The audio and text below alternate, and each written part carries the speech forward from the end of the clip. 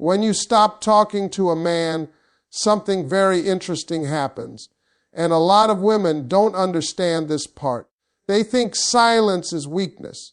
They think if they don't call, don't text, don't explain, they're losing power. But let me tell you something, silence don't make a man forget you. Silence makes a man think, and thinking is dangerous for a man who already caught feelings. When you stop talking to a man, the very first thing that happens is not anger, not relief, and not even confidence. It's curiosity. And curiosity is powerful because it wakes up a man's ego. See, men are wired to notice patterns. When something becomes consistent, they stop questioning it. Your voice, your messages, your presence became part of his normal. He didn't have to think about it anymore because it was always there. And the moment that pattern breaks, his mind starts asking questions he wasn't prepared to answer. At first, he tells himself it's nothing. He says you're just busy, or you'll reach out later. His ego convinces him he still has control. But hours pass, then a day, maybe two, and that silence starts feeling different.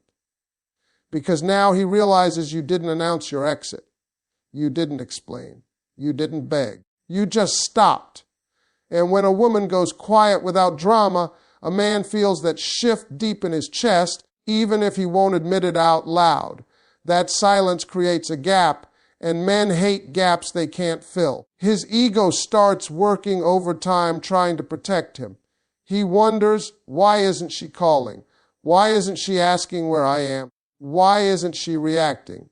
Because reactions are how he measures his importance. When you stop reacting, you stop feeding his sense of control, and now curiosity turns into concern. He starts checking his phone more than he wants to admit, not because he expects a message, but because part of him hopes he's wrong. He reads old conversations. He remembers how available you were, how present you were, how much energy you gave. And suddenly, he notices how quiet things are without you. That's when his ego gets uncomfortable. Because ego likes attention, even when it pretends not to care. What really shakes him is realizing that your silence isn't empty. It feels intentional. And intentional silence tells a man, I chose myself. That's not something he can brush off easily. Because if you chose yourself, that means he wasn't enough to keep you talking. And no man likes feeling replaceable, especially by peace. Curiosity grows because he doesn't know what you're doing. Are you happy?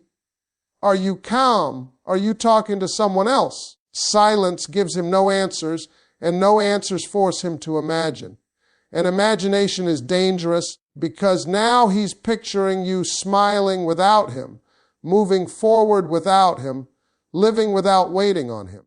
That image does more damage than any argument ever could. This is when his ego flips from confidence to insecurity. He starts wondering if he misjudged you, if he underestimated how strong you were, if he assumed you'd always be there. Because a woman who stops talking without warning shows emotional maturity, and that scares a man who was taking her presence for granted. And here's the truth most people don't say out loud. Silence doesn't chase a man away. It pulls him toward reflection. Talking gives comfort. Silence demands awareness. And once his ego realizes it can't control your attention anymore, it hands the situation over to his feelings. That's when curiosity becomes obsession, not because you disappeared, but because you left with dignity. When you stop talking to a man, the distance doesn't just create space between you and him, it creates an emotional vacuum. And that vacuum forces him to feel something he's been avoiding.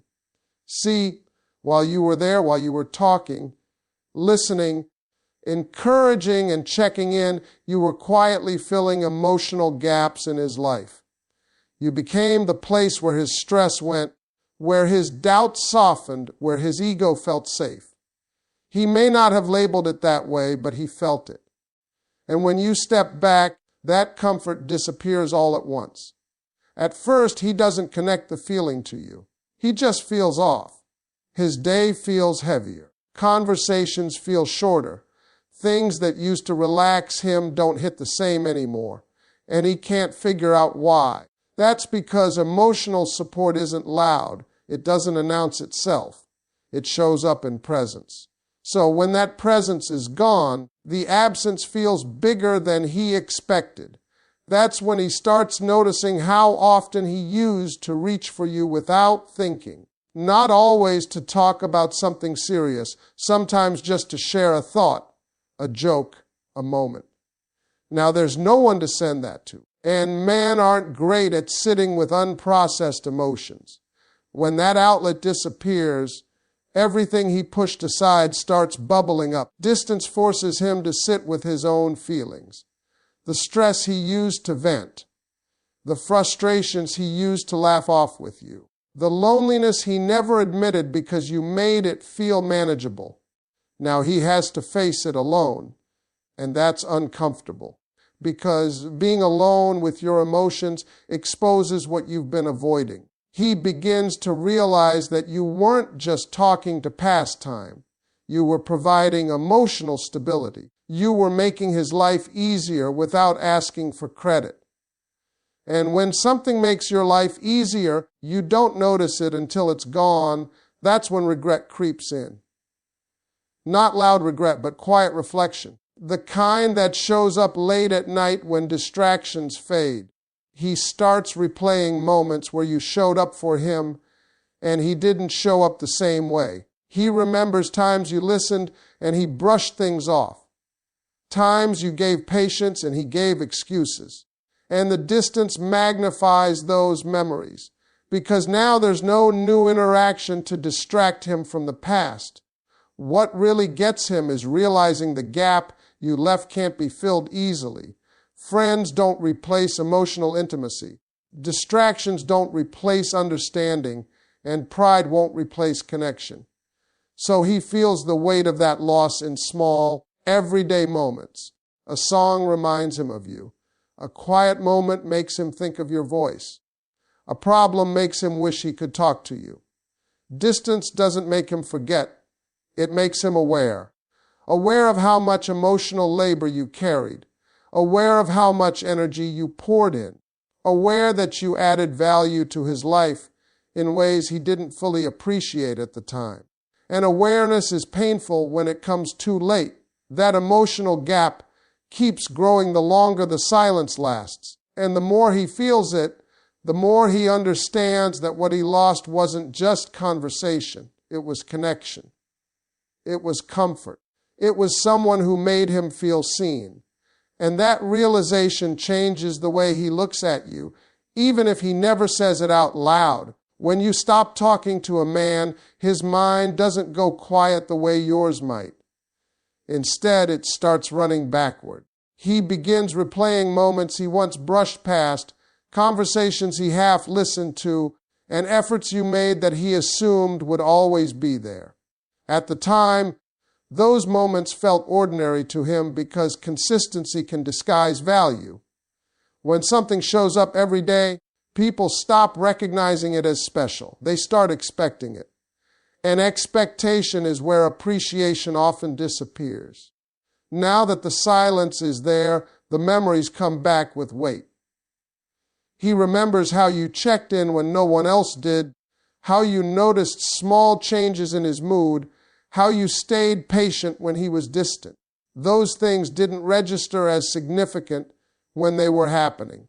They felt automatic, like background noise. But when the noise stops, the quiet becomes impossible to ignore. He starts asking himself questions he never bothered to ask before. Was she always this understanding? Did I really listen when she talked? Did I assume she'd stay, no matter how little I gave back? These questions don't come from guilt at first. They come from confusion. Because in his mind, things weren't bad, and men often mistake the absence of conflict for the presence of happiness. The more he replays the past, the more he notices imbalance. He sees how often you adjusted, how often you waited, how often you gave without demanding much in return. And that realization is uncomfortable because it challenges the version of himself he prefers to believe in. Nobody likes realizing they benefited from someone else's effort without matching it. He also remembers the warnings he didn't take seriously, the moments you pulled back slightly, the times your tone changed, the silence that came before the final silence.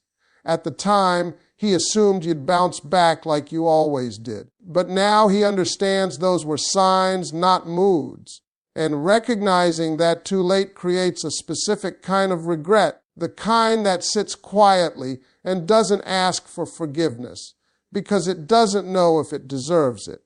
As he keeps replaying the past, he starts rewriting the narrative in his head. He remembers you as stronger than he gave you credit for, more independent, more valuable, not because you told him, but because you walked away without trying to convince him. That shift changes how he sees you.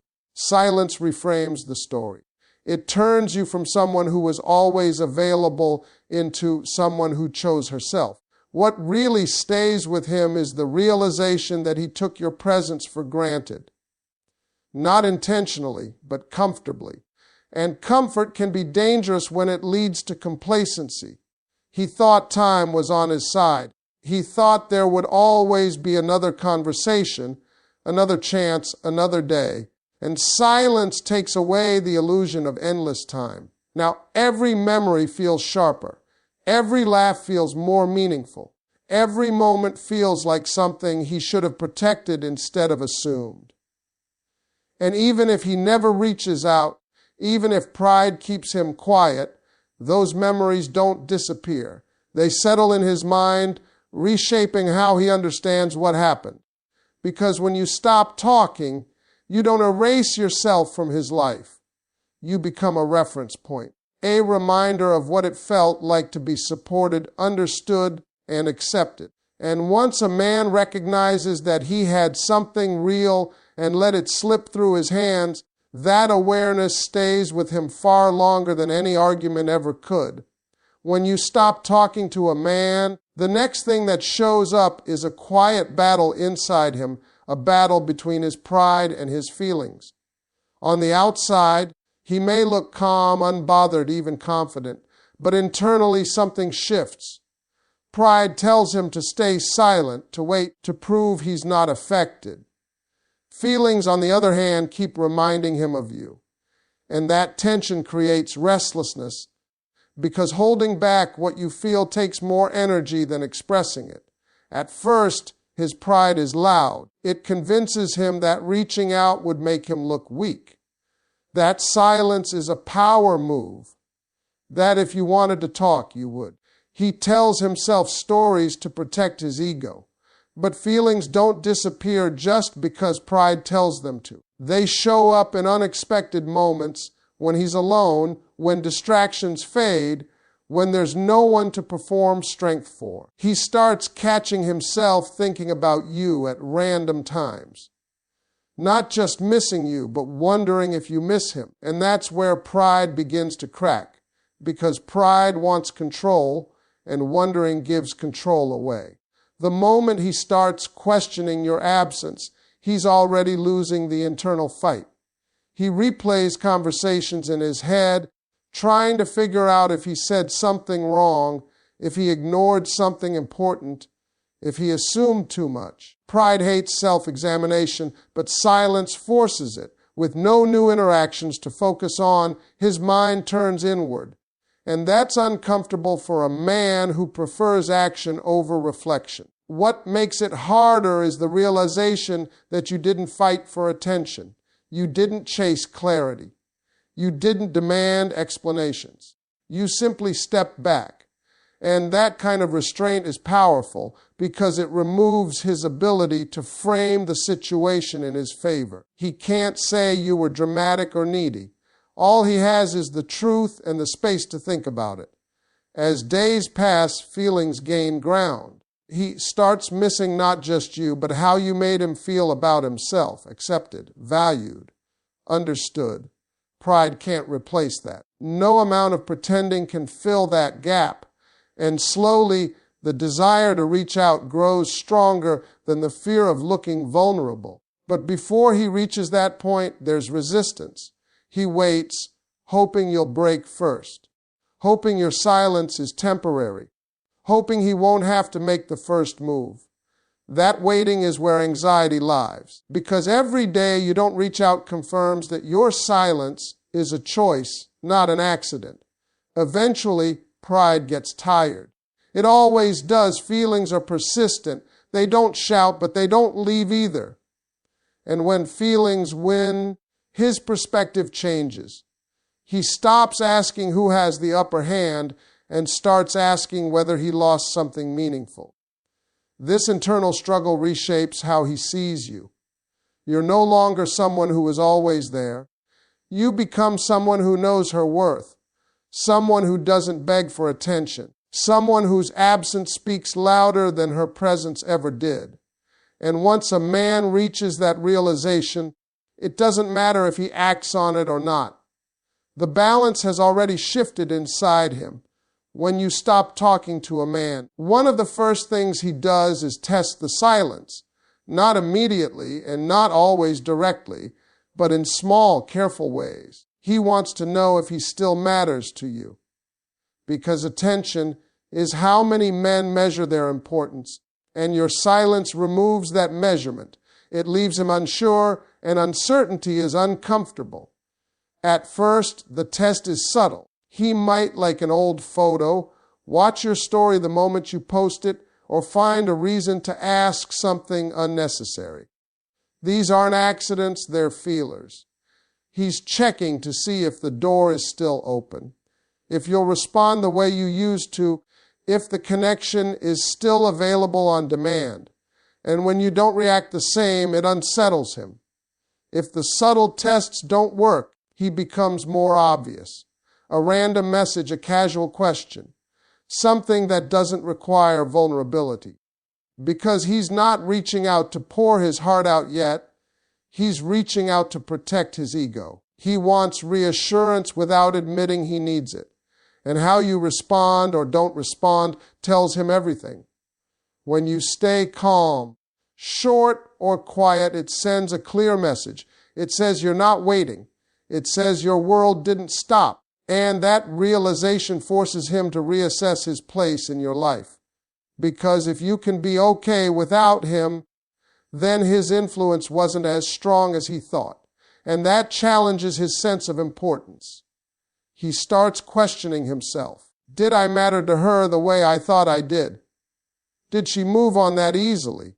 Was I just someone she tolerated instead of someone she needed? These questions sting because they touch his identity. Men often tie their worth to how irreplaceable they feel. Silence makes everything feel replaceable.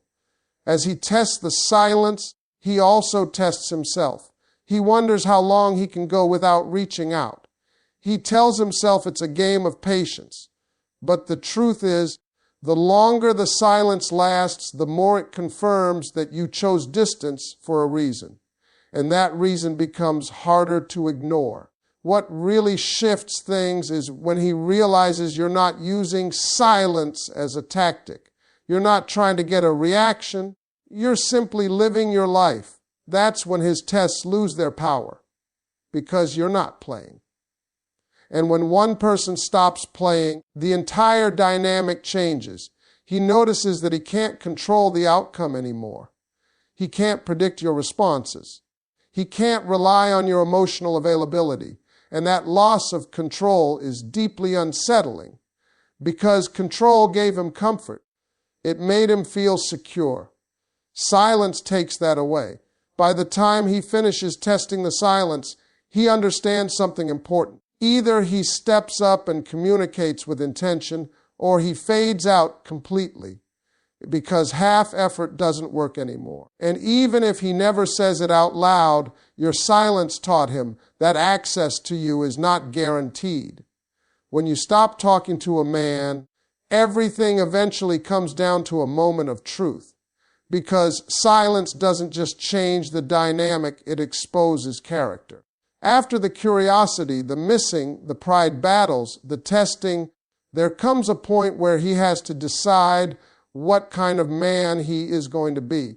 And that decision is not based on what he says, it's based on what he does next. Some men, when faced with silence, finally slow down enough to see clearly. They realize you weren't being difficult. You were being patient. You weren't asking for too much. You were asking for consistency. And they see that losing access to you wasn't random. It was earned. That realization can be uncomfortable, but for the right man, discomfort becomes motivation. He understands that if he wants you back in his life, he can't come back the same way he left. This is when effort changes. Not just words, not just apologies, but behavior. He starts showing up with intention. He communicates clearly. He listens instead of defending. He understands that silence raised the standard, and if he wants to be part of your world again, he has to meet it. This man grows because silence forced him to confront himself. But not every man does that.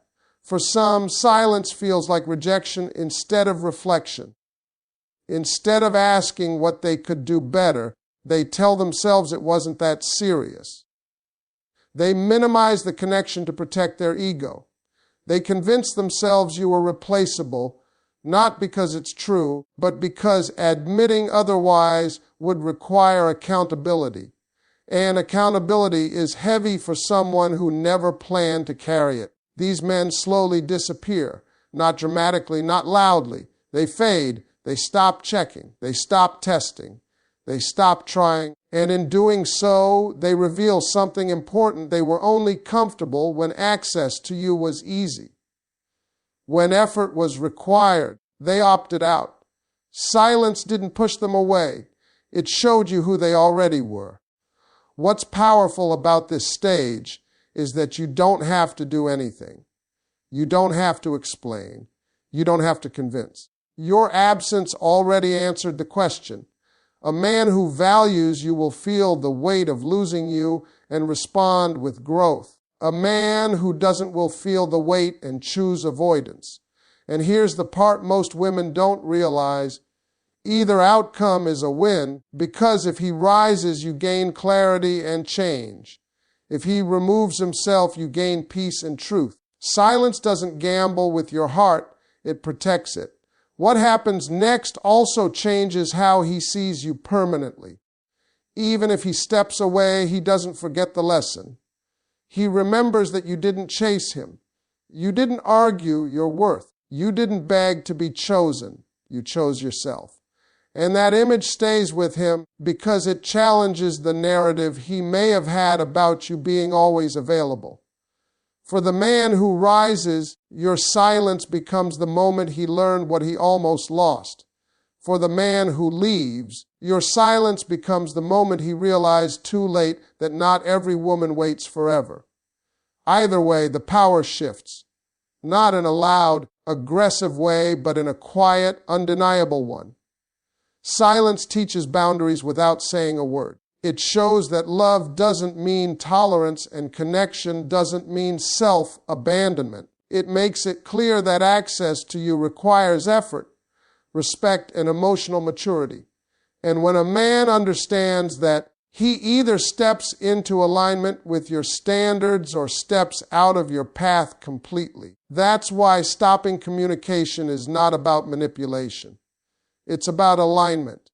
It's about allowing a man to meet you where you are without dragging him there. Because the man meant for you won't be confused by your silence. He'll be corrected by it.